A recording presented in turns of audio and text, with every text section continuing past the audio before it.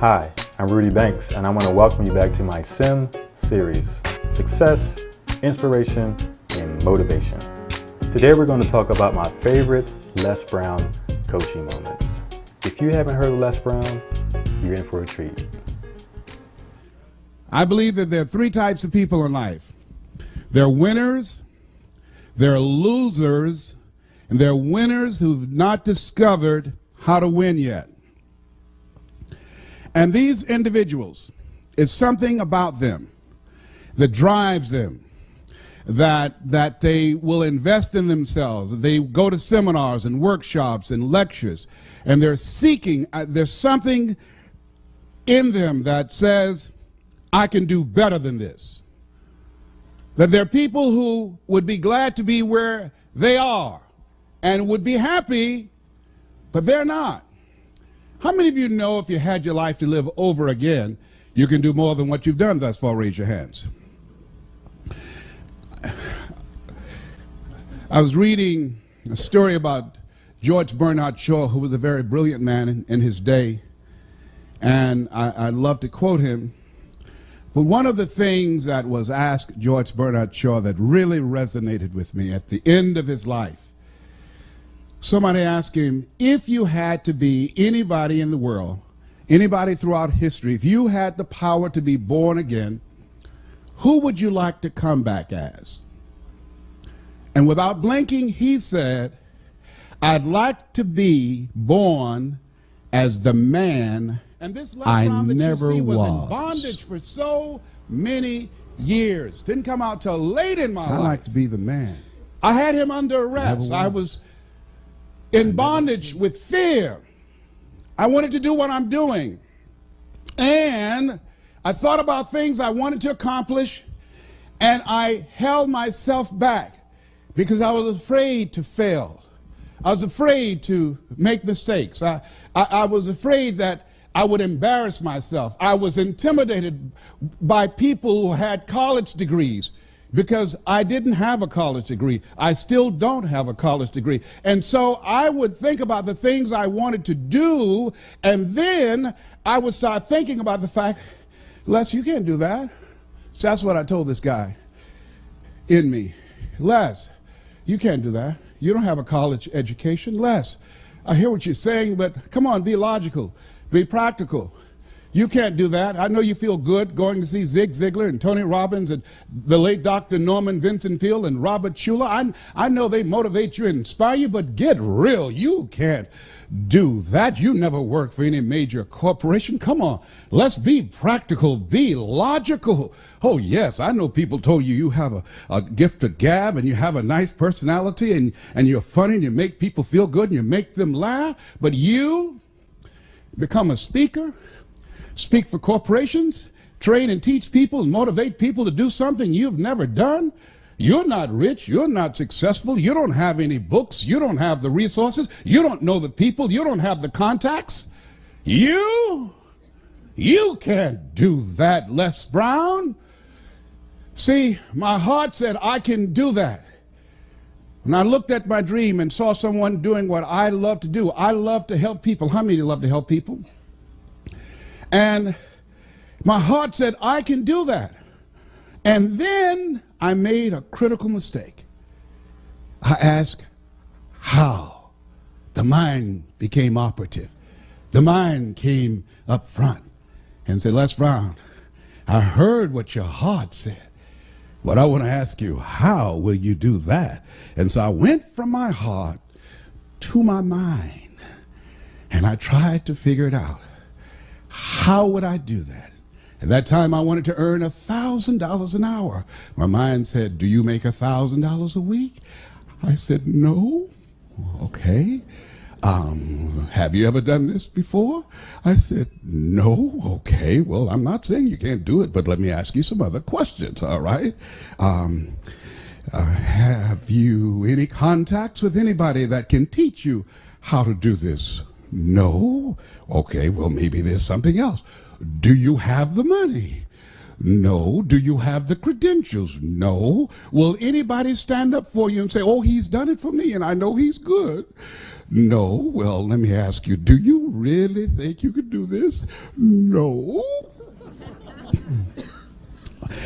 There's an African proverb that says, if there's no enemy within, the enemy outside can do you no harm. How many of you ever thought about something you wanted to do? You felt it in your heart. You couldn't explain it. You felt it in your heart. And you talked yourself out of it. Raise your hand if you know what I'm talking about. I talked myself out of it. No one did it to me but me. The forte of fruiters is not in our stars, but in ourselves, that we are underlings. My first major goal was I wanted to buy my mother a home. And I achieved that. I'm adopted. I feel like Abraham Lincoln, who said, all that I am and all that I ever hope to be, I owe to my mother. Saw a sign once that said, God took me out of my biological mother's womb and placed me in the heart of my adopted mother. My mama was a good woman. She adopted 7 children. Mama only had a 3rd grade education, but I admired her character. I admired her personality. She never met strangers. Mama met you right now. She would talk your head off. You know, she was a funny woman. She always had a sense of humor. Mama walked fast. We walked with Mama downtown. We had to hold her dress. Mama would walk fast. We trying to keep up with Mama. Years later, at the end of her life, when she was 89 and suffering from breast cancer, we took her to a furniture warehouse, and she got out of the car with my sister, and she was holding my arm, and I said, Mama, I said, they have a wheelchair here. Can I get this wheelchair for you? And I went and got the wheelchair, and she looked at me, she said, no, boy, I would walk this place myself. I said, Mama, but it's so huge, Mama. I'll roll you in a wheelchair. She said, I'm fine. And I saw her straighten herself, and she walked it herself. I admired her strength. I said, oh, Mama, you know, this morning I got up, and every time something happens to me and I want to get down and I want to surrender to any of the challenges I encounter, and I got up this morning, and the sciatic nerve and this L5 and L4 of my lower disc protruding, and I was in pain, and my body said, you can't do this speech today.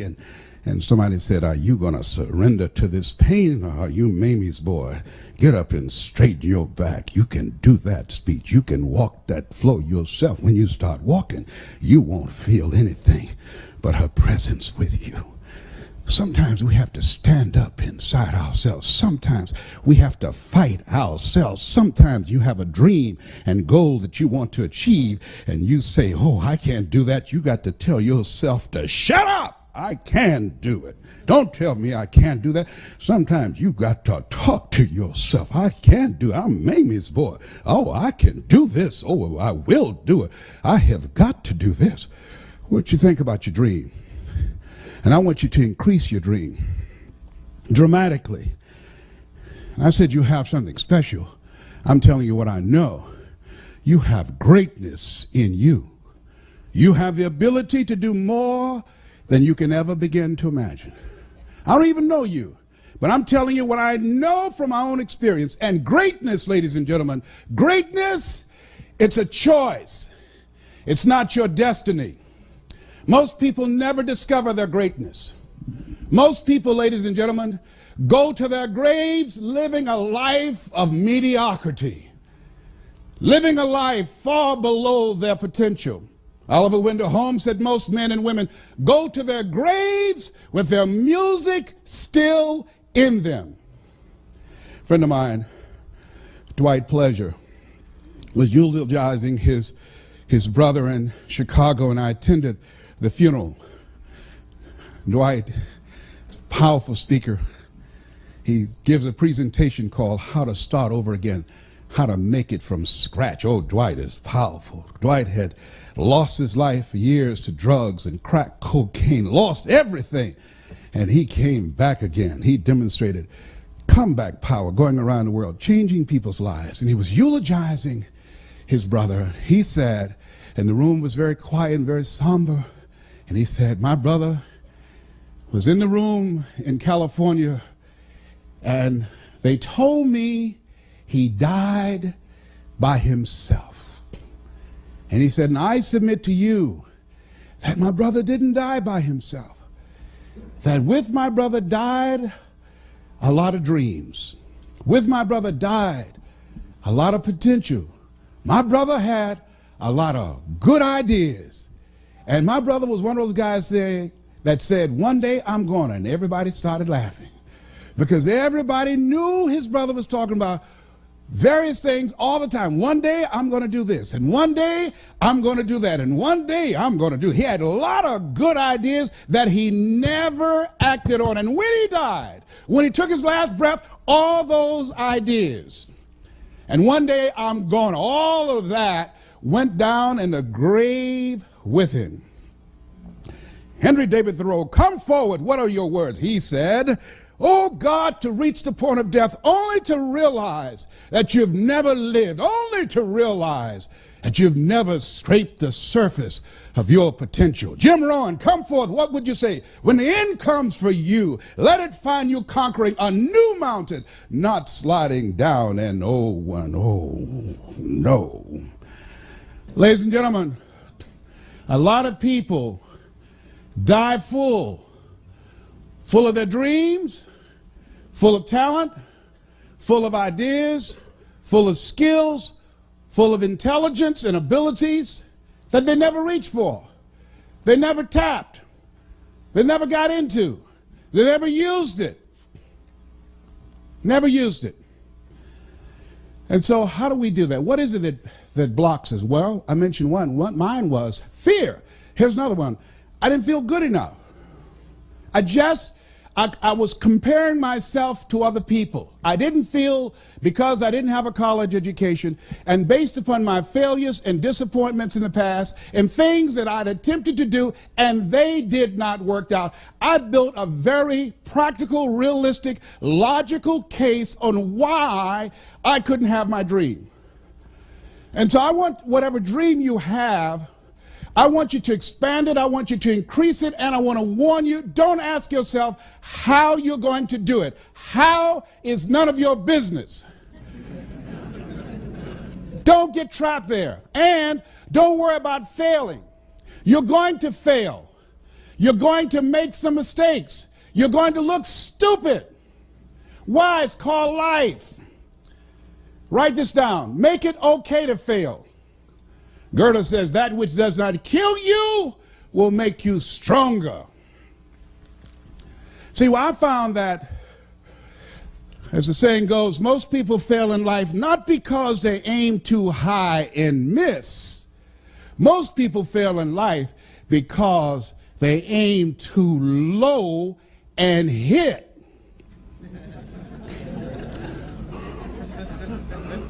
And many don't aim at all.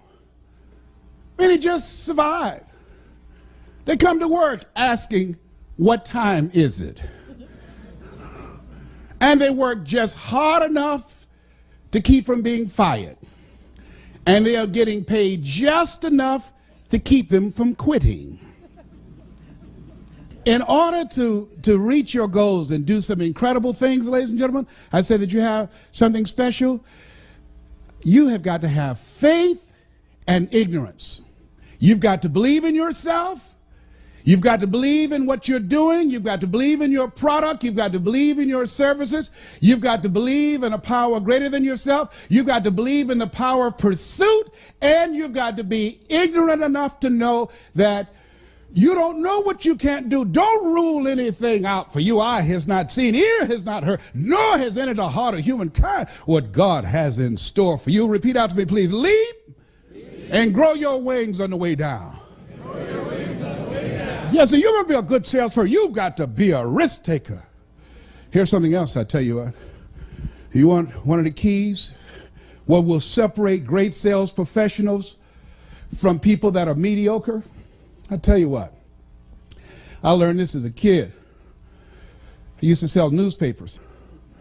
Sam Axelrod, who was one of my early mentors, he used to, every day, he would pick me up, and I was the youngest one in the group, all older individuals and mostly grown men. And every day, Sam would get in, and he would have a quote for everybody in the car. Sam, driving the station wagon, he said, "Gentlemen, yes." He said, "This is a usable world, and if you don't use it in the right way, it's a cruel world." And I would say, "Thank you, Mr. Axelrod." Nobody else paid attention to that. I don't know why, but I was the one. It just made sense to me. And I kept these things. I remember, "Leslie, yes, sir," because he remembered that I was the only one that responded. I was the only one that took notes when he spoke. He said, "Always strive to get on top in life, young man, because it's the bottom that's overcrowded."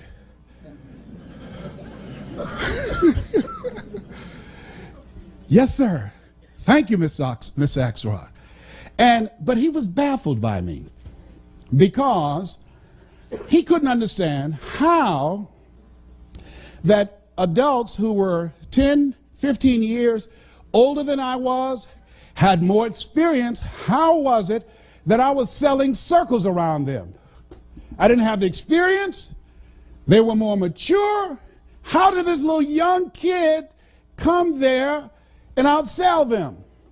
2-to-1 in many cases. He couldn't understand.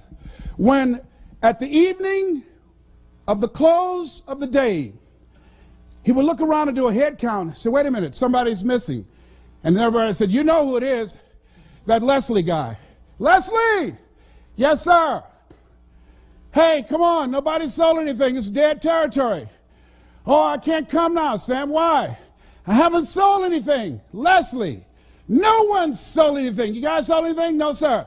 "Some of the territories are dead, Leslie." "Sam?" "Yes, sir." I can't come. Why?" "I haven't sold anything." "Leslie, no one sold anything." "That's them, Sam." I'll get home all right. I'll be all right." "Leslie, in order for you to get from here back to Overtown from Liberty City, you've got to pass the 20th Street Sharks, the 14th Street Gang." "Leslie, that's dangerous, young man." "Sam, I'll be all right. It's late. It's late. It's after 8 o'clock. I'll be all right." And the guys would say, "Come on, Sam, he's a fool. Leave him. Leave him. He won't stop." And see, these guys, it was just extra chump change, I guess. I don't know. Maybe to have a new suit, pay a little small bill here and there. For me, it was different. My mother adopted 7 children. Because of arthritic condition, she'd lost her job. So my reasons were different. Write this down. 5 reasons, whatever goes on, dreams are, why you won't fail. 5 reasons. 5 reasons why you won't fail. Nietzsche said, if you know the why for living, you can endure almost anyhow. 5 reasons. I couldn't afford not to make a sale. I was out there to get groceries for our family. I had to make money. I had to make enough money for Dr. Johnson when he had a prescription for Mama. I had to make money for the bills, for the light bills. I had to work. Mama was doing the best she could, but Mama, our hero, Mama was sick. We have no relatives. She was an only child. She adopted 7 children at age 46. I saw my mother on the floor, scrubbing floors on her knees. We ate the leftover food from the families that she cooked for. They were very nice people. Said, Mamie, whatever food is left over, you can take it home to those children that you have adopted. And I said, Mama, when I get strong enough, I'm going to buy food for our families. We wore the hand-me-down clothes of the children that she kept. They would say, Mamie, whatever clothes here that you could use, these children of mine don't need these. Take them home and let those kids wear those clothes that you have adopted. If they were too large, Mama would sew and take them up. If they were too small, she would let them out. And now Mama was sick, and I said, Mama, what, boy? I'm going to take care of you. How? Don't worry, Mama. And I sold newspapers, and I sold television sets, and I used to collect copper and aluminum from garbage cans and junk piles, and I would bend them together and put them in a bag and or a box being buoyed. We'd take them to Pepper's Junkyard over in Overtown in 11th Terrace and 4th Avenue. And they put them on a scale and give us $5. I would stand on the corner. Hey, we need some boys to come move some stuff. Hey, you're too small. Oh, I'm small, but I'm strong. You see my muscle, man? I'm strong. Okay, boy, you got a lot of mouth. You better be able to be strong. You know? And I'll be grunting stuff and carrying stuff. You know, I was determined I wasn't going to steal. That was not an option. Mama worked too hard. I promised my mama, I'll never get in trouble. I'm going to do the right thing. Mama, I'm so proud of you, and I'm so glad that you decided to adopt us. I love you so much. I'm going to take care of you, Mama. I'm going to work hard just like you. Isn't it interesting how kids can be in the same family, raised by the same parents, same circumstances, end up dramatically different? What is that?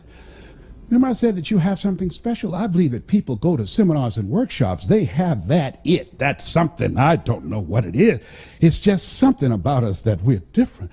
We don't know why we just got to have more. We don't know why we have this restlessness and say to ourselves, this just can't be it. There's got to be something better. We don't know. We just got to do this. We just got to keep on stretching, got to keep on learning. We don't care about failing. I read something that was in my first book by Dr. Benjamin Mays.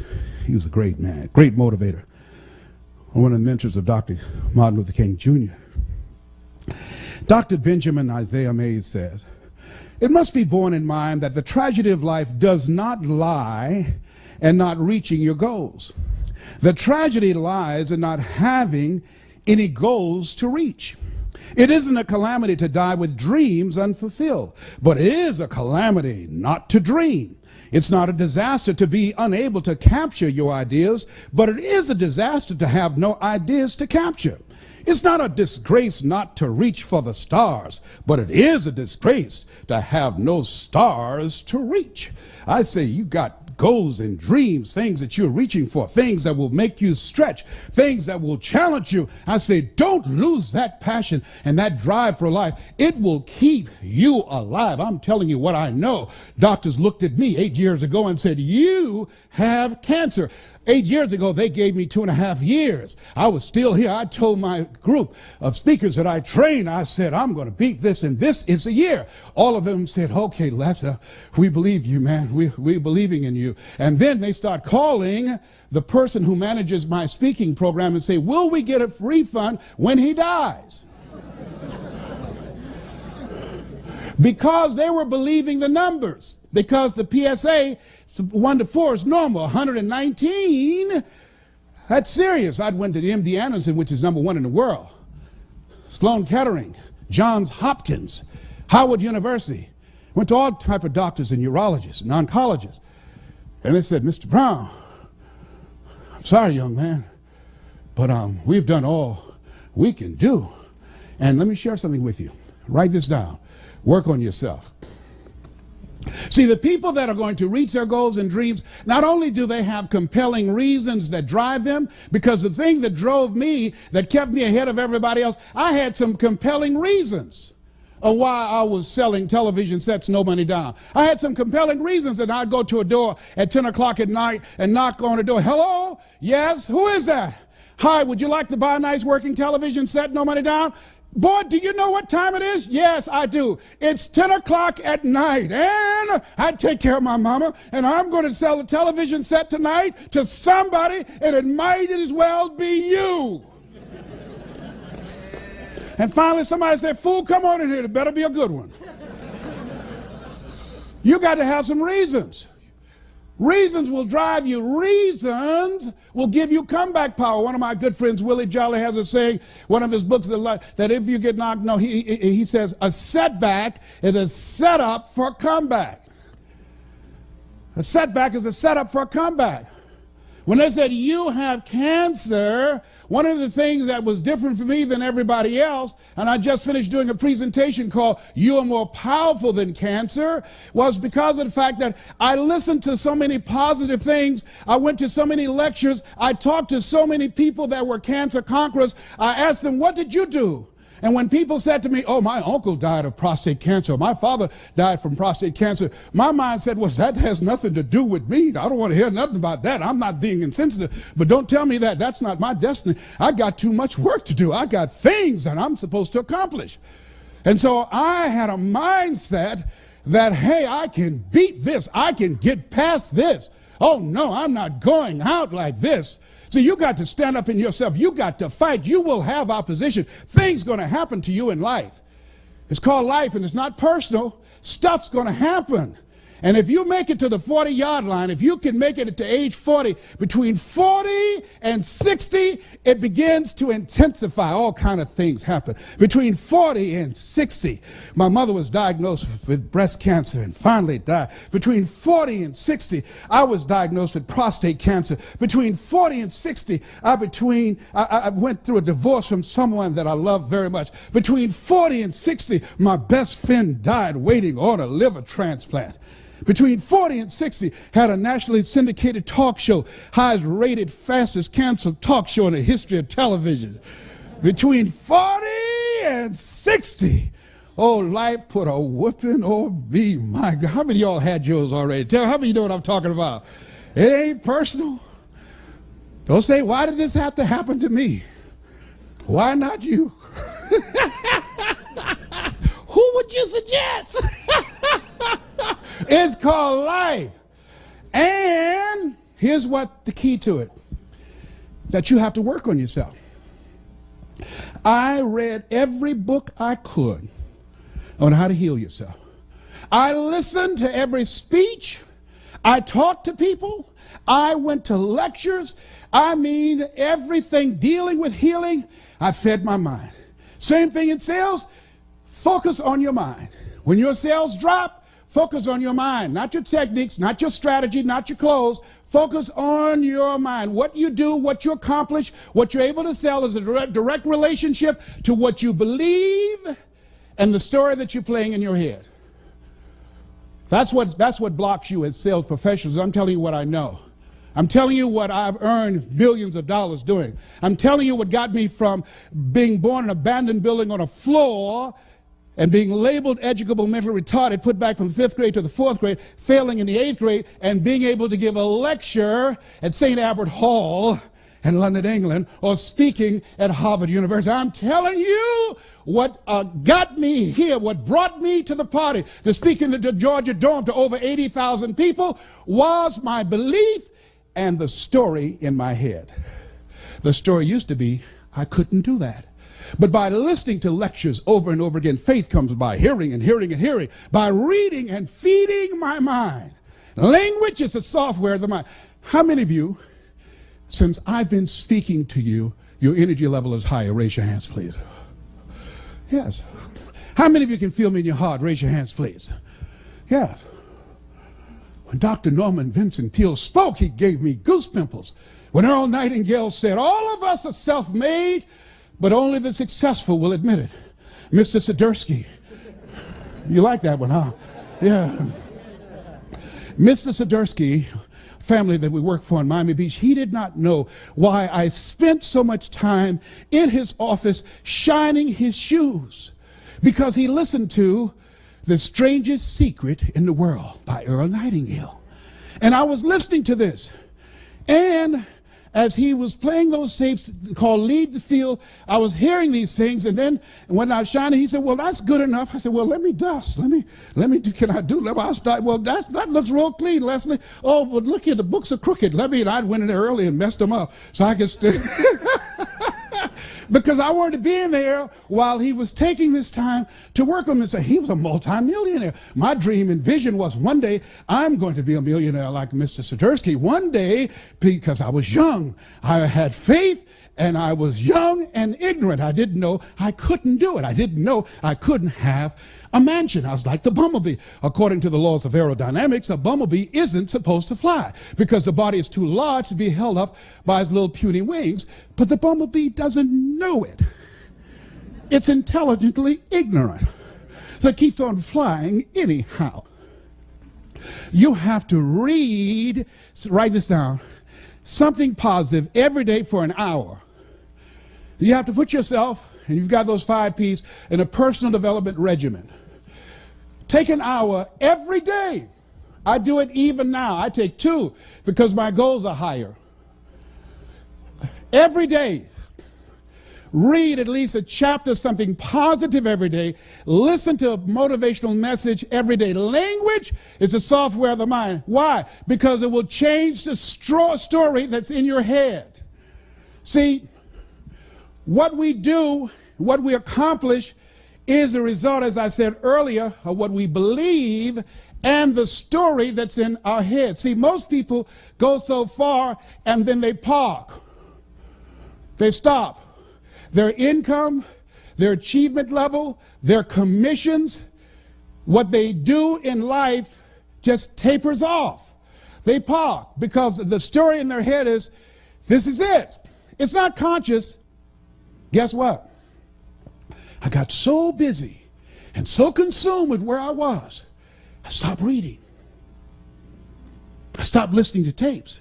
That which got me there, I stopped doing it.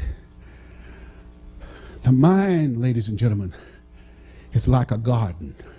If you have a garden, you have a yard, you have weeds, you just can't go out there with 1 can of weed killer. Write this down. Steve Duncanson said this. Powerful statement. Put it someplace. You can apply it to your health. You can apply it to your sales. You can apply it to your business. You can apply it to your life. He said, life is a fight for territory.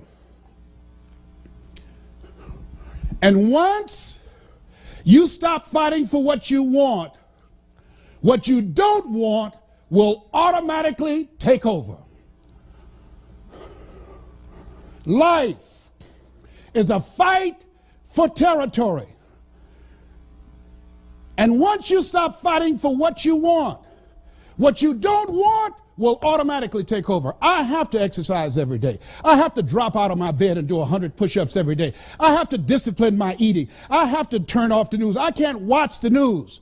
I'm not going to have a reoccurrence of cancer in my body. I have to eat 80% raw vegetables. I have to drink 12 glasses of water a day. I have to take my zinc and my saw palmetto and my Halen 951. I have to take my wheatgrass. I hate it. But life is a fight for territory. I'm fighting for my health. I have to.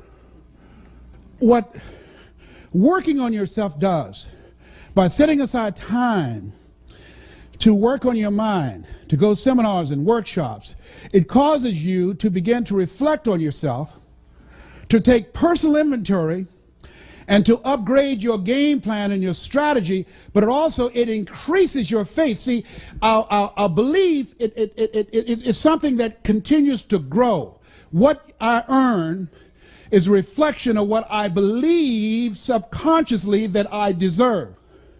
They did this study with these senior citizens in their 80s and 90s and said, if you look back on your life, what do you like to say right now? You know what they said? The majority of them said, they have regrets of the things they thought about that they didn't do, and now they're going to their graves not knowing if they could have done it. That's why I said, live full. Die empty. What if you lose? What if you fail? What if things don't work out? So what? It's not about the goals that you reach. It's about what you become in the process. That's what it's about. I've lost a lot of deals. That's okay. I've made a lot, but I've lost more deals. I get more rejections. You get close to me, there's a callus on my, it looks like a mole. I've made over 100 cold calls in a day to convince people to bring me in. Who are you? My name is Les Brown. Have an experience? No, I don't, but if you will let me work for you, I work real hard. I'll have you as my client that will brag about me. Oh, no. You let us know when you do it for somebody, okay? Yes, I will. Calling. Finally, somebody said yes. Write this down. You will win if you don't quit. Oh, sales, you got to have stamina. You've got to have staying power. You want to be successful in sales, you've got to know your vitamin. Oh, you can't be a wimp. Someone says no, that's when we get excited. That's when a sales professional gets started. Everybody said, yes, we wouldn't be needed. Let us say together, it's possible. See, the people that are going to increase their sales, the people that are going to change their lives, the people that are going to recover their health, the people that are going to build their lives and start all over again from scratch are people who believe it's possible. The people who fail are the people who suffer from possibility blindness. Repeat after me, please. Go all out. Go all out. Yeah, write that down. See, when you want to increase your performance in life, they say the people that are successful in any area of life, you must be willing to do the things today others won't do in order to have the things tomorrow others won't have. If you want to make it in any area in life, you've got to go all out. I was always the top seller where I was because I made more calls. I made more presentations than anybody else. I always, if I had a goal to earn $100,000 a year, I set my sight and I had a plan of action to make enough calls, create enough prospects to earn $400,000. Why? I had to give Murphy's his. If I shot for 100,000, I knew I would fall short. But if I shot realistically and practically and worked like I was working for 400,000, I wouldn't drop down to 100,000. And even if I dropped at 200,000, I'm still ahead of the game. A.L. Williams said, all you can do is all you can do. And all you can do is enough. But make sure you do all you can do. Write this down. You want to make it today? You got to outthink and outwork the competition.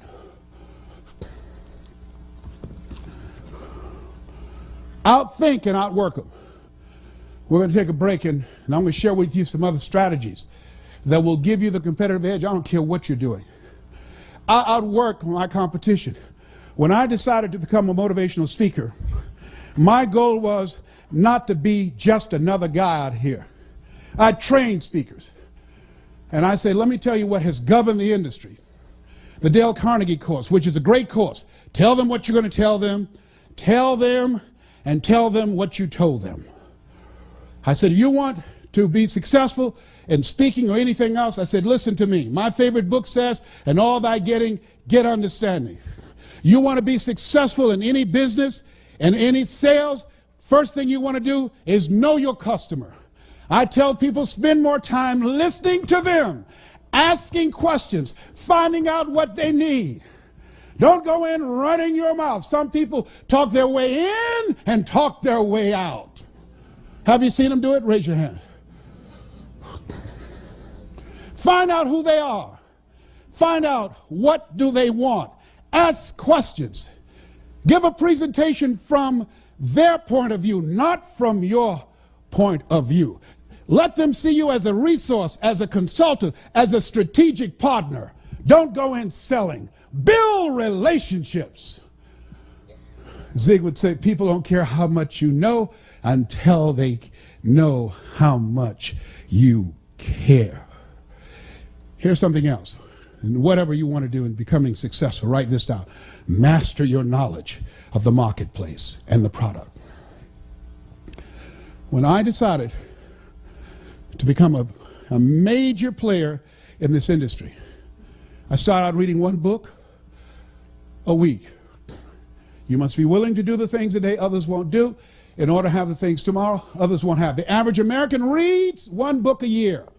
If you decide to become an expert professional in your area and becoming knowledgeable about your customer, about the product, about the industry, about the competition, if you just study and read one book a month, in 5 years, when the average American read 5 books, you'd have read 60 books. It will make you an expert.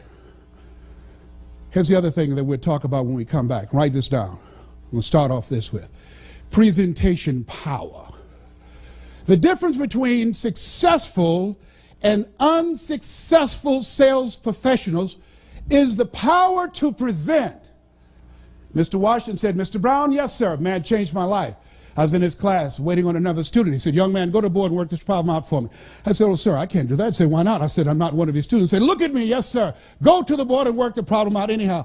I can't do that, sir. Why not, sir? Because I'm educable, mentally retarded, sir. I'm in special education. And as the students erupted in laughter, he came from behind his desk. He looked at me. He said, don't you ever say that again.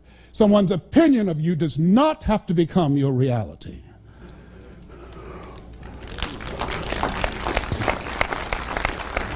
On one hand, I was humiliated, but on the other hand, I was liberated. Because he looked at me with the eyes of Goethe and said, look at a man the way that he is, he only becomes worse. But look at him as if he were what he could be, then he becomes what he should be.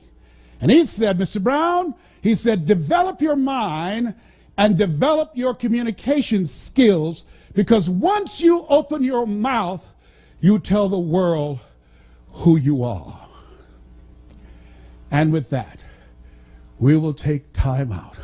This has been Mrs. Mamie Brown's baby boy. It's been a plum-pleasing pleasure as well as a privilege. Thank you. At this stage of my life, I'm reinventing myself. I'm training people how to become a part of this $58 billion industry.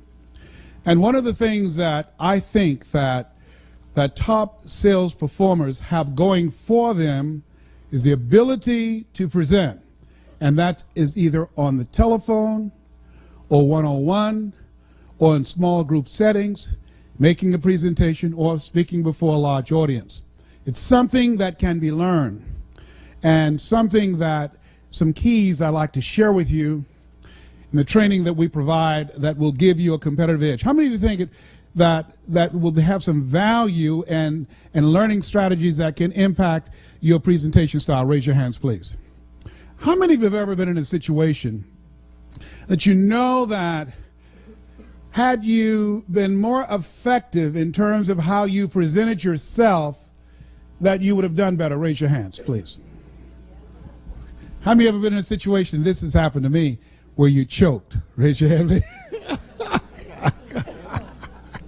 Where I just choked, you hear me? Just could not remember anything. My mind went blank.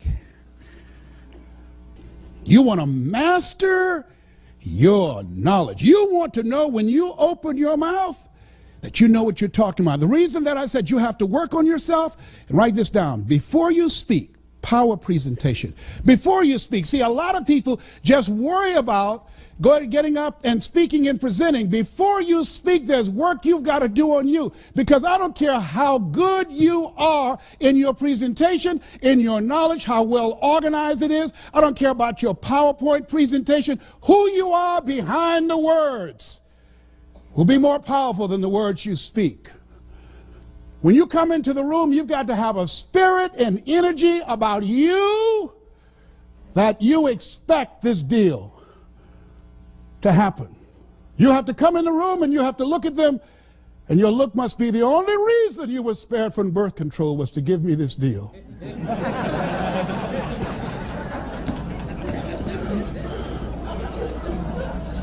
Before you speak, your body language, when you come in the room, watch your posture. Your mindset. Before you speak, listen to positive motivational messages. Before you speak, read 10 to 15 pages of something positive. Why? It increases your energy. We're all connected, ladies and gentlemen.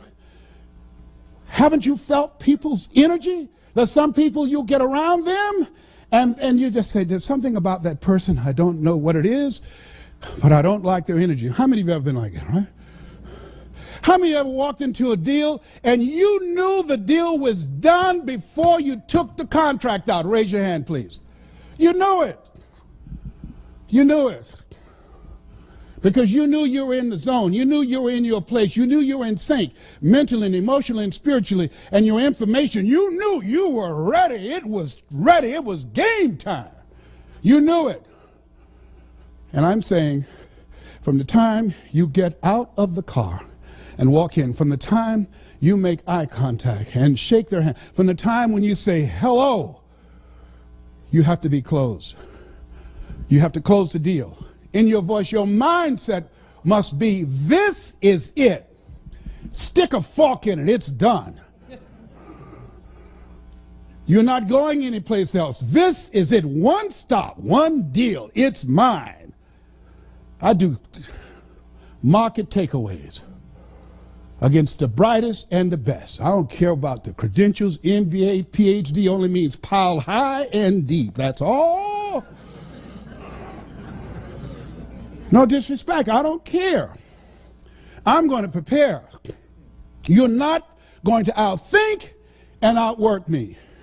I'm going to know everything there is to know about my customer, about what their needs are. I like what this lady said, and she said, talking about the added value her company was providing for her customers. She said, it's not our intention to please our customers or to satisfy our customers. Our intention is to amaze them.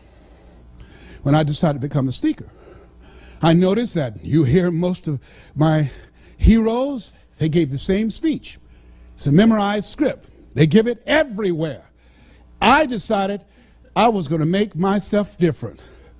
What is different about you? You've got to have something that makes you stand out. When you are in a situation and people make decisions with their dollars, in a time when the economy is tight, in a time when budgets are tight, you don't have the option of not believing in yourself. If there's any doubt, is an ounce of doubt, and trust me, 99.5 won't get it. If there's any doubt, if you're intimidated by the competition, I charge more than 99% of the speakers. And they said, hey, you know, you charge too much. No, you just don't have enough money. I don't charge too much.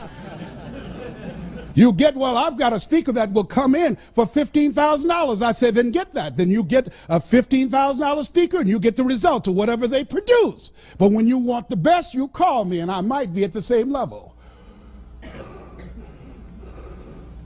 Okay, no, we don't want anybody else. We want you. Very good. Then write the check. You have to believe in yourself. You have to believe in your product. You have to believe in your service. And you have to sell you every day. That's the biggest sale you have to make. The biggest sale, ladies and gentlemen, that I make every day, that Les Brown, you can do this. The biggest sale I had to make when I left the doctor's office and they said, Mr. Brown, your PSA is still going up. The biggest sale I had to make as I was walking out of the office, I can beat this. I can beat this. It doesn't matter about what they say about their numbers. I'm not going to listen to that report. Oh, no, absolutely not. They are not God. They don't know the future. They don't know who I am. I've got to fight this at the cellular level. Oh, no. Other people have beat it, over 9 million. I can beat this. I'm stronger than cancer. If other people can do it, then it's possible that I can do it. It's not my time. Oh, no. They don't know who I am. Oh, I can make this sale. Absolutely. No, I don't have the credentials. No, I can't do a slide presentation. Can't even turn on a computer. I still have my 8-track. Oh, but I'm going to get this deal.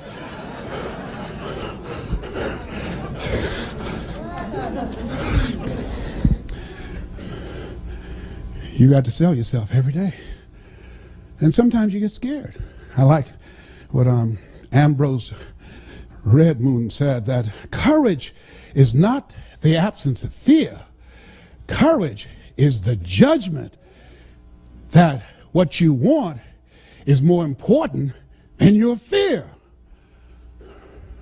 I used to be intimidated by people because they had more education, because they had more money, because they had credentials, because they had contacts, because they had 4-color brochures, because they had books, and I didn't have all these things, because they had infomercials and they had television exposure, and I didn't have all those things. But the judgment that providing for my family was more important than my feeling inferior, more important than my fears. The judgment that I have to control my future. The judgment that I want to be able to take care of my mother, that when my mother becomes ill, I want to be in a position to do more and just pray for her. Oh no, whatever she needs, medically, I will be able to write the check. The judgment that my children would have a choice to go to the college of their choice to give them a competitive edge in the future. The judgment that, oh no, one day I'm going to be able to have vacations. I will go to Paris. I'll go to Tahiti. I will go to Jamaica. I will go to Hawaii. The judgment, I have more time for myself. The judgment that I'm going to secure my grandchildren's future and my great-grandchildren. The judgment of those things that make life worth living was more important than my fear. What is it that will make it worth it for you to face the rejections? What is it that will make it worth it for you to brainstorm and not be intimidated and say, I can do this? What is it that will make it worth it for you to raise the bar on yourself and say, I got some more stuff in me. Oh, I haven't even gotten my biggest deal yet. What is it that will make it worth it for you to go back to a customer who slammed a door in your face? What is it that will make it worth it for you to know your vitamin, that you become empowered by it? What is it that will make it for you when you want to give up?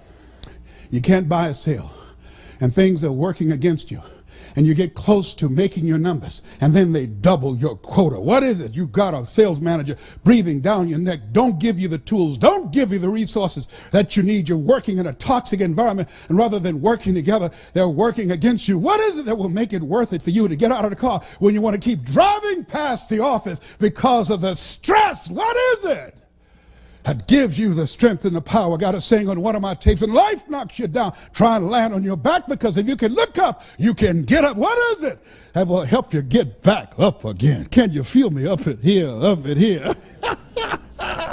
Come on, get over there, a round of applause. Come on now.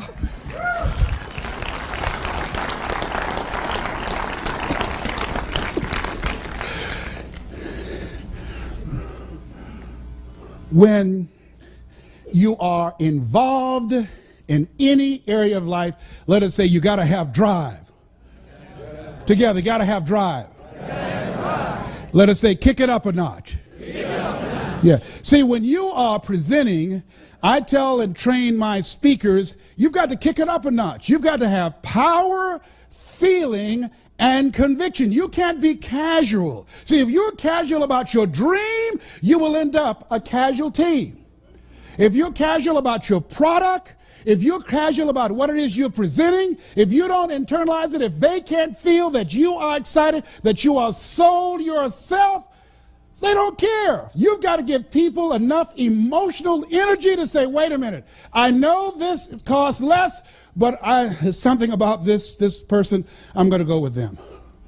I'm going to go with them. I'm telling you what I know. I've had companies say, no, look here, I know we have these other people, but I want somebody in here that's on fire about our stuff. I talked to this guy, he's already done his research, he knows about us. I saw him speak, and he's so custom designed, we thought he was in the real estate industry. We thought he was involved in finance. What is it that's going to set you apart? You got to care enough to do your research. You got to know what you know, and they got to know that you know that you know. And when you speak, how you speak before the words, the spirit of who you are will touch them, give you the competitive advantage. If you're going to be successful today, write this down. You've got to be flexible. You've got to be versatile. And you've got to be adaptable. You've got to deal with circumstances such as you find them. Why? Because a lot of stuff is going to be thrown at you. Many times you're not going to have time to prepare. Sometimes people will come out of nowhere with stuff, and you've got to stand up inside of yourself and handle it. See, ladies and gentlemen, we've been blessed to be dropped off on this part of the planet because we have choices. Some people don't have choices. They don't have the option. I've been abroad where I stood in line waiting to cross the border singing, God Bless America. They called me to my room Mr. Brown, did you call? Yes, I just turned on my shower and it didn't come on, and I tried to flush the toilet and it didn't flush. Oh, well, the water be back on at 5 o'clock. 5 o'clock? No problem, man. Oh, there is a problem. I want to flush the toilet. Oh, I don't want to sit up in here and smell that all day long. Oh, no, it ain't that kind of party. I want to take a shower. There's a problem up in here. Oh, no. We do this every day. We don't have enough water to have it running all day long. We take that for granted. For granted. I'm in a grocery store and hear this woman crying out on the other aisle. I go around thinking she fell or something, and she'd just been brought here from Russia, and she'd never seen so much food. And she said, oh my God, and she turned to the lady that took her in the store, and she said, Yavas la blue, Yavas la blue. Means I love you. Thank you for bringing me here. I love you. Yavas la blue. Stuff we take for granted. Why is it that immigrants coming to this country can't speak the language and run circles around our children academically and have a 4-time greater chance of becoming millionaires than the average American? Why? Why? Because they are not casual about making it. They don't come here wanting to live their dreams. They expect to live their dreams. When you outswim sharks, or you sneak over here through some ship cargo or in the belly of a plane, oh, let me tell you something. You come here running and have a passion to win, to do whatever is required. If we're going to maintain our dominance globally in this era that Peter Drucker calls the era of the 3 C's, accelerated change, overwhelming complexity, and tremendous competition, we've got to kick it up a notch. We've gotten too comfortable. Oh no, it's a different game now. We've gone from a domestic economy to a global economy. Oh no, we can be replaced in a heartbeat today. You either expand, as Robert Schuller says, or you are expendable. You've got to kick it up a notch. Oh, it will never be like it once was. Oh no, today, oh, that's not in my job description. It's not where you better put it in there. You've got to do more and do it faster and do it better. You've got to kick it up a notch. It's a brand new day. See, if you ask most people, do you want more sales? Do you want more out of life? Do you want to earn more money? Do you want that home? Do you want to lose weight? See, want shows up in conversation. Expectation shows up in behavior, in choices, how you manage your time, how you manage your energy. It shows up in your intention. It's not lip service. So I know the people who expect to lose weight. Why? Because they know they've done as much as they could by themselves, and so they get a trainer, they get some help. They go to the gym, they have an exercise program, they get a nutritionist because they realize my best thinking has produced this body. I know people who want to earn more. How do you know that? When they realize what Einstein realized, the thinking that has brought me this far has created some problems that this thinking can't solve. As you look at yourself, look at your goals, one of the things that's very important that I've learned from people who are high achievers, they have coaches. Why? Why have I hired Mike Williams for the past 35 years? Because you can't see the picture when you're in the frame. Why is it that I got more out of my fitness program with a trainer than I did by myself? Because a trainer can pull more out of me than I can pull out of myself. People who become top achievers never stop learning, and they have coaches. Michael Jordan had Phil Jackson. Muhammad Ali had Angelo Dundee. I don't care who the greats are. Somebody was in their corner, looking over their shoulders, helping them. Why? You can't see the fight when you're in it. Mike said, Les, you got to do this. Les, you got to do this. Les, you got to do this. And I had to be willing to listen. Most people fail because they don't know that they don't know, and they think they know. In life, here's what I want you to do. Write this down, please. You got to trust that you're going to be all right. You have no evidence to support it.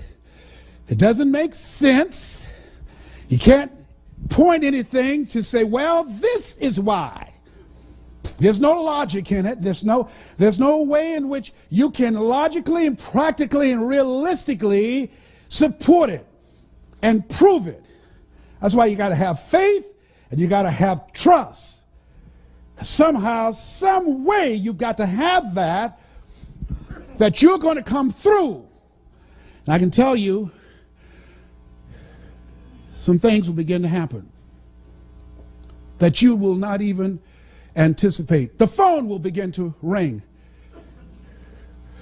Deals will come out of nowhere. Somebody will recommend you. Someone you talked to years ago and gave them a brochure and put it on the desk, and somebody in their office came in and picked up your card or picked up your brochure and called you out of the blue.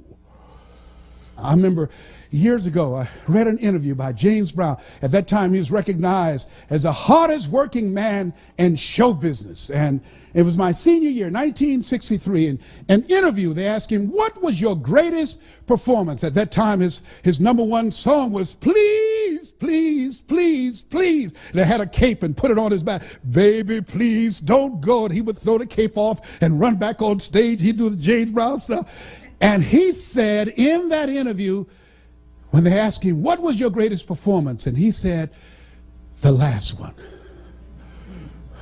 The last one. See, you're always in competition with yourself. I'm working on being the best presenter I have never been. You're working on being the best salesperson you've never been. You're working on being the best father, the best mother you've never been, the best entrepreneur you've never been. There's somebody else in you back there. And as you work toward becoming that person, who you are right now must die daily. You've got to kill that person off. You've got to be willing to give up who you've been for who you can become, to release what Elizabeth Browning called the imprisoned splendor. The road will come as you take each step. That you're going to go into uncharted territory.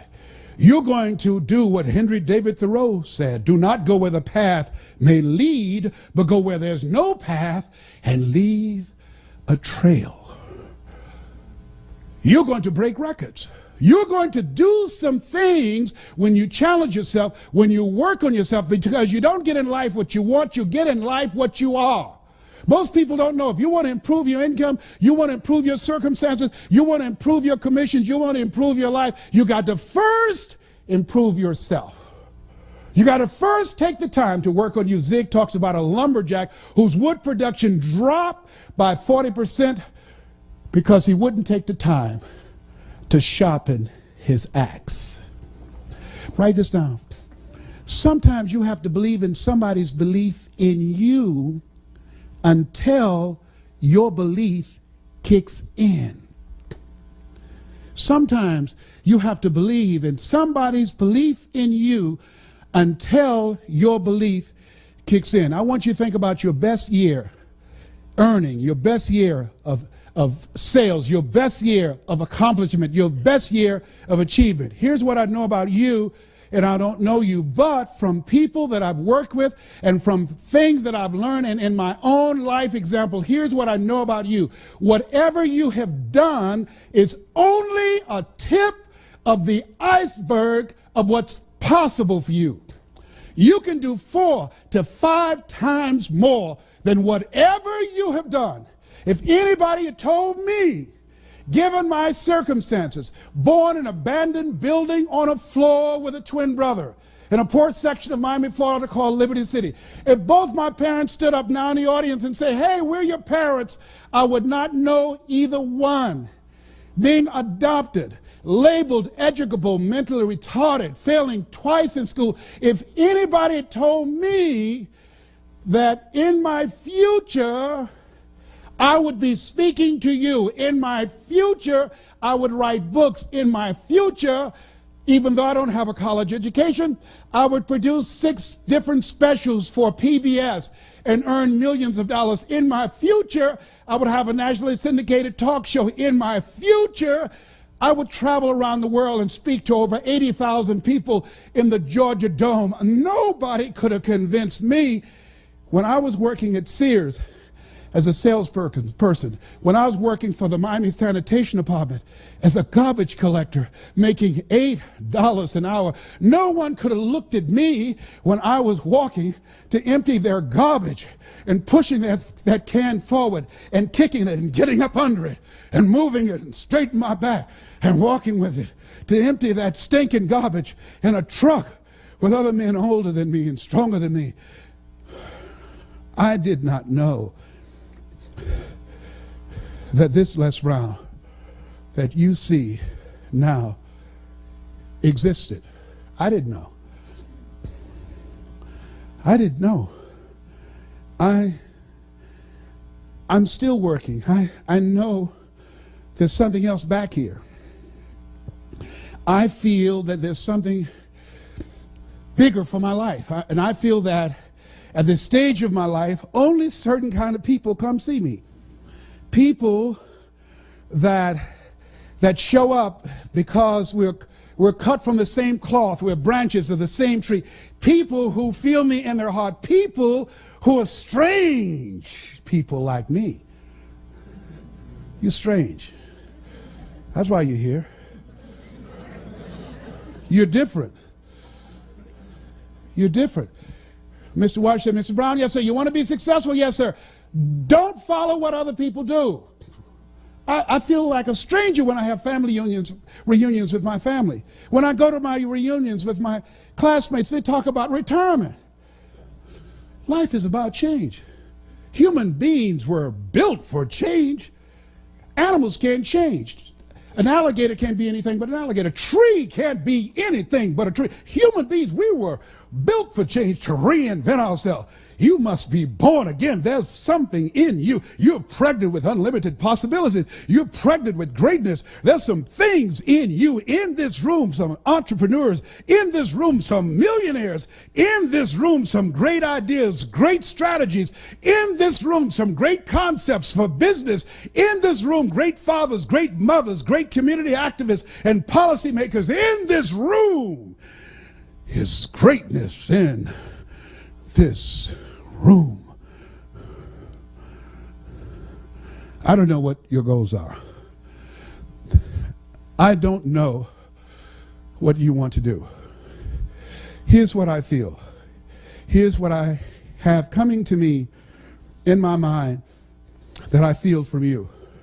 And while you've taken this slice of your life to spend this time with me, to honor me with your presence, because time is so important. I believe that there's somebody in here that it's your time. I remember when Mr. Washington gave a speech, and I just failed math and history and English, and I had to go to summer school for the 5th straight year. He was speaking to the graduating seniors. I was going to have to be involved in a summer school program to go to the 12th grade. He was giving this speech. I heard his voice, and I came in the auditorium. I stood in the back as he spoke, and I felt he was speaking to me. People were jammed around the auditorium because Mr. Washington, he's in his 80s now. He's still very eloquent. He was a great orator. And as he spoke, he said, I was brought here from Brighton, Florida.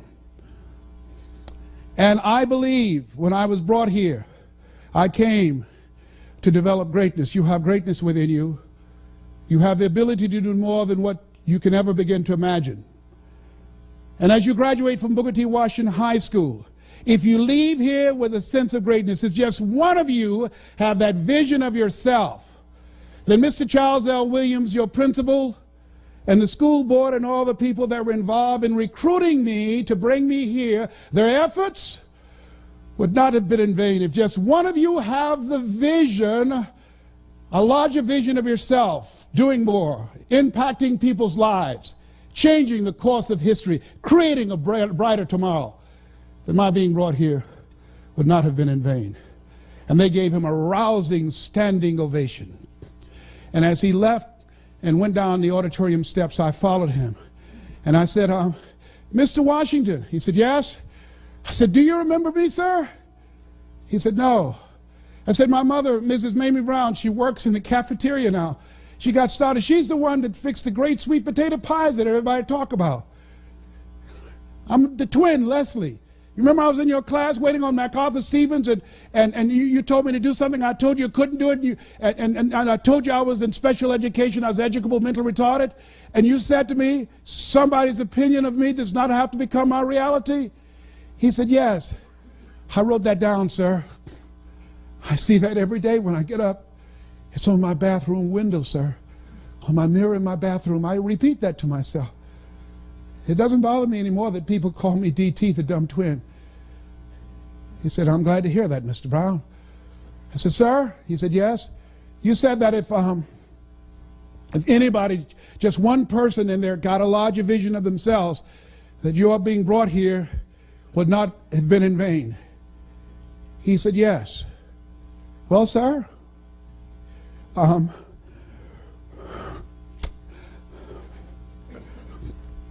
the one, sir.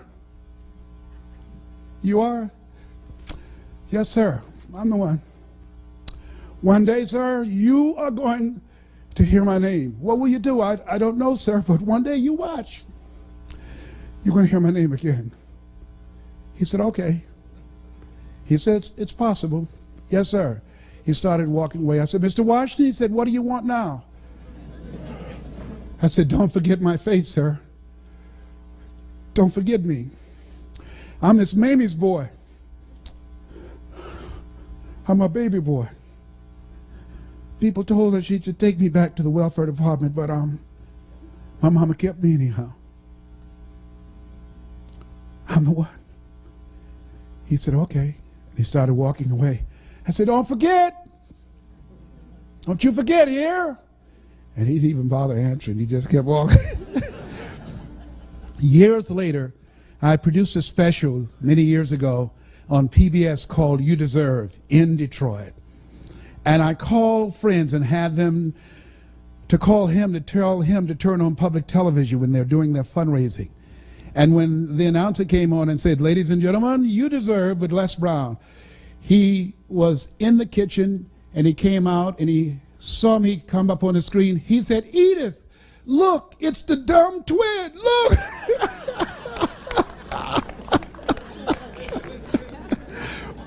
And he called me in Detroit, and this was, and I cannot wait to tell you the story, how I used to sleep on the floor of the Penobscot building and building my business.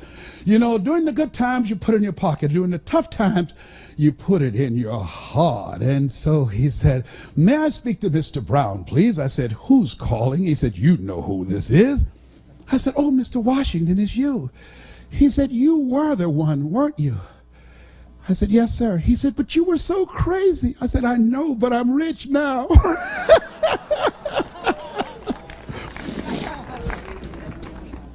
I don't know what your goals are. I'd like to leave this with you. You have greatness within you. You have a part of yourself in you that if you reach for it, if you work at it, you will discover some uncommon moments that other people only dream about. If you work to live full and to die empty. I saw something recently that said, I refuse to die an unlived life. And I'd like to leave this with you. To the greatness in you, that's what I'm speaking to now. I don't care what you're going through. I don't care where you are. I don't care about your failures. I don't care about your disappointments. Whatever you're going through, you're greater than anything that has ever happened to you. And I like to leave this with you that my mother used to love to hear me say. She said, Leslie, I said, yes, ma'am, mama. Say that thing for me, boy, that makes me feel good. And mama fought breast cancer for 22 years. She's a 22-year breast cancer conqueror. Mama was a fighter. You got to fight for your dream. I learned to fight from mama. Mama was a fighter. And I dedicate this to you. And it says simply this. If you want a thing bad enough to go out and fight for it, to work day and night for it, to give up your time, your peace, and your sleep for it. If all that you dream and scheme is about it, and life seems useless and worthless without it, and if you gladly sweat for it and fret for it and plan for it, and lose all your terror of the opposition for it, And if you simply go after that thing that you want with all of your capacity, strength and sagacity, faith, hope, and confidence, and stern pertinacity, if neither cold poverty, famish, or gout, sickness or pain or body and brain can keep you away from the thing that you want, have dogged and grim you besiege and beset it, with the help of God you'll get it. This has been Mrs. Mamie Brown's baby boy. God bless you, God bless your dream, and God bless America. Thank you very much. Well, I hope you enjoyed this content. You can apply it to your life. You can share, like, comment, and most importantly, subscribe. Have a great day.